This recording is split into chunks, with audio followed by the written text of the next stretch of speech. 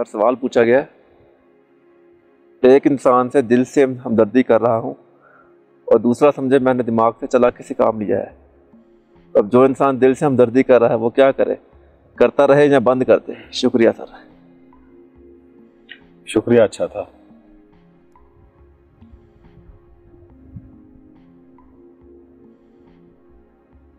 जो ना बंदा ये सोच रहा है ना, वो दिल से हमदर्दी तो नहीं कर रहा। सीधी बात है, मेरा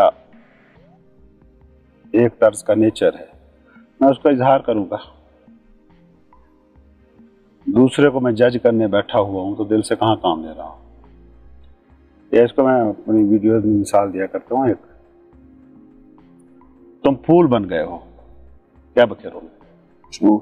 अदरवाइज हो ही नहीं सकता ना।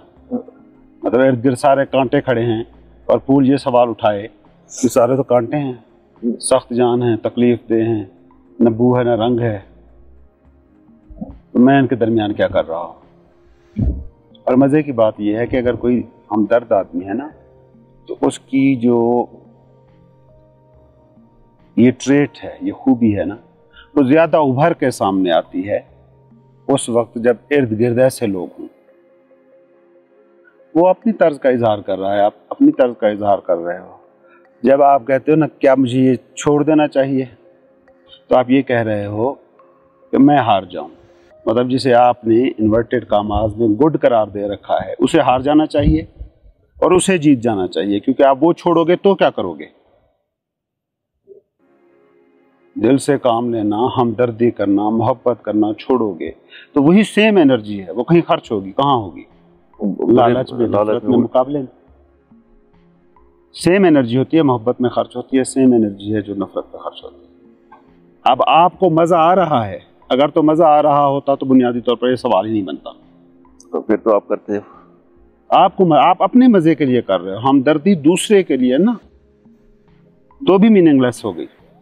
मुझे मजा आ रहा है लोगों से हमदर्दी करके, उनका ख्याल रख के, उनकी केयर करके, as simple as it is. जैसे दूसरे पे नजर रखें क्यों?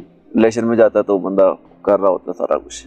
आप मोहब्बत के ताज़ा ताज़ा रिश्तों में ऐसा होता है ना, लेकिन आपको ये नहीं लगता उसमें कितनी मस्ती होती है, खुशी कैसी होती है। मतलब आप बिला वजह खुश हो सकते हो, विदाउट राइम एंड रीजन। तो वो जो आप कर रहे हो ना, उसका जो रिजल्ट है ना, वो खुशी है। अगर आप मोहब्बत करके खुशी महसूस कर रहे हो ना, तो करो। लेकिन कई दफा इस तरह भी होता है ना कि इंसान इस तरह की सिचुएशन में फंस जाता है जहाँ पे उसको वो मतलब टेक केयर भी कर रहा होता है, मगर उसको करनी ना करे तो फिर भी उसको गिल्ट होता है, और करे तो फिर भी उसको वो तकलीफ बर्दाश्त कर। दोनों सूरतों में फिर उसे तकलीफ ही हो, फिर वो अपने रियल नेचर का इजहार नहीं कर रहा, फिर वो फेक कर रहा है। क्योंकि करना पड़ना है इसलिए कर रहा है, क्योंकि जिम्मेदारी पड़ गई है इसलिए कर रहा है। अगर आप इस तरह फैमिली भी पाल रहे हैं ना, तो आपको पता नहीं कि आप कौन से जहर के बीज बो रहे हैं। फैमिली जहरीली नहीं हो गई, ये आपके इर्द गिर्द देखें ना इस दुनिया को, सिर्फ इस वजह से हुई है। कोई गुर्बत, अमारत, वसाइल की कमी, वसाइल की ज्यादती की वजह से ऐसा नहीं हो रहा, क्योंकि गरीब घरों में भी वही चल रहा है, अमीर घरों में भी वही चल रहा है। तो ये जब आप फेक करने की कोशिश करेंगे चीज़ों को, हर चीज़ फेक होती जाएगी। मतलब आपने लिबास पहना, अच्छा बन के लोगों को दिखा रहे हो कि आप खुश हो और इंजॉय कर रहे हो, जैसे यहाँ घूमने आ गए हो, लेकिन जैसे ही आप अपने बच्चों के साथ, फैमिली के साथ बैठे, मियाँ बीवी कुत्ते की तरह लड़ रहे हैं, बच्चों को डांट रहे हैं, और बच्चे वो देख रहे हैं, बच्चे कंडीशन हो रहे हैं कि मियाँ बीवी का जो रिलेशन होता है वो ऐसा होता है, वो इसी को रिपीट करेंगे। अगर उन्होंने मोहब्बत देखी होगी तो वो उसी को रिपीट करेंगे। कंडीशनिंग तो ऐसी होती है, जो आपने सीखा होता है वही आप रिपीट करना शुरू। हाँ, लाज़मी बात। आपको बेसिकली अपनी नेचर के साथ वफादार रहना चाहिए। इवन आप सही तरीके से, खलूस के साथ, दिमाग से काम लेने वाले बंदे हैं, तो उससे बदरजहा बेहतर हैं जो फेक दिल से काम लेना कह रहा है। तो ये सवाल बेसिकली अपने सामने रखना चाहिए ना, मुझे इससे हमदर्दी करके मज़ा मिल रहा है? हाँ मिल रहा है, करते रहो। वो क्या कर रहा है, इट्स ओके। वो आपको बेवकूफ़ समझेगा ना, समझने दें। मतलब आप दुनिया में कितने लोग हैं, किन के मुताबिक होंगे? 4 लोगों के मुताबिक हो जाएंगे तो वही 4 लोगों के जो मुताबिक हुए हैं वो दूसरों को पसंद नहीं आएगा, वो इसको क्रिटिसाइज करेंगे। कि आप सबके मुताबिक तो हो नहीं सकते। सबके मुताबिक नहीं हुआ जा सकता ना, अपने मुताबिक हुआ जा सकता है बस। अगर आपके पास एक ही ऑप्शन रहता है, जिस तरफ से भी पकड़ें कान को, कान ही पकड़ना है, पलटना अपनी तरफ है। सवाल रूहानियत का करें, सवाल मादियत का करें, सवाल रिलेशनशिप्स का करें, इस दुनिया का करें, फोकस आपको अपना आप बनाना होगा और कोई रास्ता नहीं है।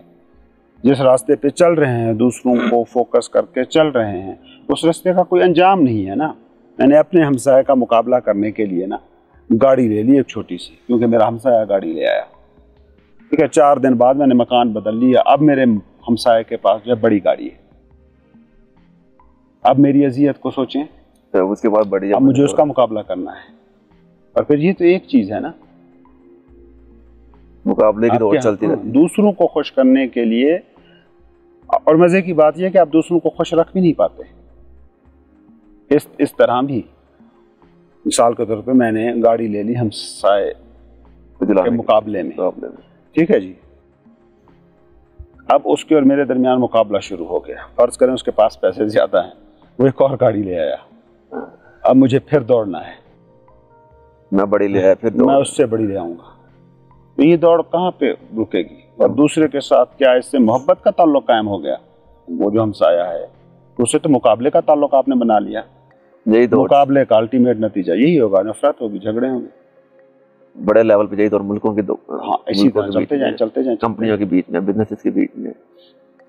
तो मुकाबला कैसे रुका? एक अपना बस्ती थी भिखारियों की, तो सारे लोग जाते थे, भीख मांगते थे।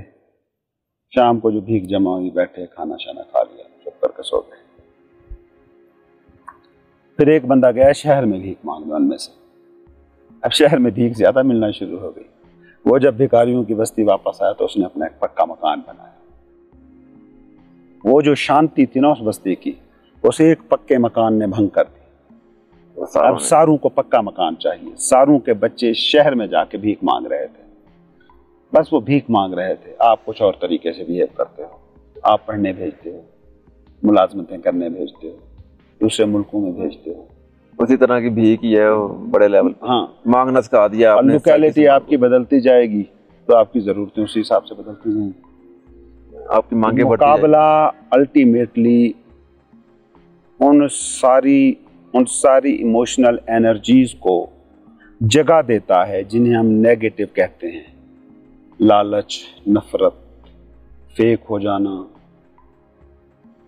2 नंबरी करना जिसे आप कहते हो, और उसके बाद फ्रॉड और करप्शन, वो तो सामने की बात नहीं है आपकी सोसाइटी में। मुकाबलाबाजी से तो कैसे रुका जाए? अपनी तरफ पलट कर, और क्या रास्ता है? मतलब एक सिंपल सी विजडम है ना कि मैं यहाँ से चलूँ ना एक कदम, तो मुझे पता है मैंने कहाँ जाना है। आप एक मामूली से कदम के बारे में सोच रहे हैं कि इसका एंड रिजल्ट क्या होगा, मैं यहाँ से चलूंगा तो कहाँ पहुँचूंगा। लेकिन जब आप मुकाबले पे निकलते हैं, उसकी गाड़ी जैसी गाड़ी लेनी है, उस पर सवाल नहीं उठाते कि मैं मुकाबले की इस रेस में दौड़ूंगा तो कहाँ पहुंचूंगा। अगर वहां सवाल उठा दें तो मुकाबला रुक जाएगा। चलना रुकेगा नहीं, चलते आप रहोगे। और अब आप शायद उनसे जिनसे मुकाबला करने का सोचा जा सकता है, उनसे आगे खड़े हो सकते हो। उसकी वजह यह है कि अब आपके पास प्योर माइंड है, थॉट्स क्वालिटेटिव हैं। क्वालिटेटिव थॉट्स जगह देंगे क्वालिटेटिव एक्शन को, और क्वालिटेटिव एक्शन का नतीजा होगा पॉजिटिव होगा, लाजमी बात है। आप खुश ज़्यादा होंगे, मुतमईन ज़्यादा होंगे, और बिलीव यू मी, खुशहाल ज़्यादा होंगे, दौलतमंद ज़्यादा होंगे, सेहतमंद ज़्यादा होंगे। मुकाबले से रुकने का एक ही तरीका है विजडम। अपने साथ बैठो, उस समझ को पैदा करो कि आप पानी के एक गिलास पर सवाल उठा रहे हो। आपने बैठे बैठे फैसला किया मैं करोड़पति आदमी बनूंगा, इस पे सवाल नहीं उठा रहे। ये अंधाधुंध है ना, इसमें तुम थे ही नहीं। सोसाइटी ने करोड़पति होना को अहम करार दिया, आपने पिक किया, उठा लिया, आपको पता ही नहीं क्यों उठाया। पूछे ना जो बच्चे डॉक्टर बन जाते हैं और ना खुशगवार डॉक्टर बनते हैं, पूछे उनसे कब उन्होंने फैसला किया था ये डॉक्टर बनने का, और कितनी उस वक्त समझ थी जो जगाई थी। उन्हें समझ नहीं जगाई, वो पेनफुल हो गया सारा का सारा। मुकाबले से निकलने का एक ही तरीका है, सवाल उठाओ। सवाल उठाओ हर दौड़ में, दौड़ने से पहले। ये नहीं है कि आप सवाल नहीं उठाते, सवाल आप उठा रहे हो, लेकिन दरमियान में थकते हो, सवाल उठाते हो, बॉस डांट देता है, सवाल उठाते हो, ये नौकरी मैंने क्यों की, तनख्वाह बढ़ नहीं रही, 6 महीने हो गए, प्रमोशन नहीं मिली, सवाल उठाते हो, ये नौकरी मैंने की क्यों, मैंने तो बिजनेस करना था। सवाल आप ये सारे उठा रहे हो। मैं कह रहा हूं पहले कदम पे उठाओ। आप पहले नफरत में डूबा हुआ, लालच में डूबा हुआ, थकन से डूबा हुआ, बोरियत से डूबा हुआ, जो भी सवाल उठाएगा गलत जवाब पाएगा, जवाब जितना भी कन्विंसिंग लग रहा हो। सवाल उठाओ कंफर्टेबल हालत में जब हो, जब पीसफुल हो, जब चलना शुरू कर रहे हो, जब दौड़ में भी शामिल हो रहे हो। ये दौड़ना भी है कि नहीं, ये दौड़ दौड़नी है या अपनी दौड़ बनानी है, अपनी दौड़ को अपने आप दौड़ना है। उससे ये भी सीन है कि अगर आप किसी दौड़ में दौड़ रहे हो ऑलरेडी और आपने ये सवाल नेचुरली आपके अंदर आए थकन वाले, फिर भी आप एक कंफर्टेबल पोजीशन में आ सकते हो वापस, वो सारी दौड़ से निकल भी सकते हो। दौड़ से निकल कर दुनिया में कितने लोग हैं जिन्होंने नौकरियां छोड़ी, बिजनेस शुरू की और कामयाब हो गए। दुनिया में कितने ऐसे लोग थे जिन्होंने बिजनेसेस वेंचर्स शुरू किए और लोगों ने कहा क्या बकवास सोच रहे हो तुम, ये हो नहीं सकता, लेकिन उन्होंने फैसला कर लिया था मैंने अपनी दौड़ दौड़नी है, ये दौड़नी, वही लोग कामयाब हो गए। आपके कौन था जिसने फोन बनाया था, ग्राहम बेल। वो लोगों को कहा कि मैं एक ऐसा टूल बनाऊंगा, आप यहाँ बैठोगे और पहाड़ के पीछे कोई बंदा होगा, उससे बात कर सकोगे। तो लोगों ने कहा पागल है, लेकिन दौड़ उसने अपनी दौड़ी। आप आज भी उसकी की गई मेहनत को एंजॉय कर रहे हैं। और दुनिया में जितने भी टेक्नोलॉजी है सारी यही था एक टाइम पागल। बिल गेट्स से लेकर मार्क जकरबर्ग से लेकर, यही हमारे पास कामयाबी के सिंबल्स है ना। आप लोग यही लैंग्वेज समझते हो ना। मैं सूफियों की तो मिसाल ही नहीं दे रहा, ये तो आपकी आम जिंदगी की मिसालें हैं। आपके बच्चों से पूछें क्या बनना चाहते हो, बिल गेट्स, मुकाबला तो हम वही से उन्होंने इस तरीके से सफर किया है, अपनी दौड़ दौड़ी है और कामयाब हो गए। दौड़ के दरमियान सवाल उठाना है तो रुक के उस हालत में आओ, बी मेडिटेटिव, उस हालत में आओ, फिर सवाल करो, फिर अपना रास्ता चुनो, फिर चल पड़ो। हो सकता है वही दौड़ आपको दौड़नी पड़े, लेकिन अब विजडम के साथ जाओगे। वही काम आप जागते हुए जाओगे, सोए हुए आप तहज्जुद भी पढ़ रहे हो ना, तो नेकी नहीं कर रहे हो। As simple as it.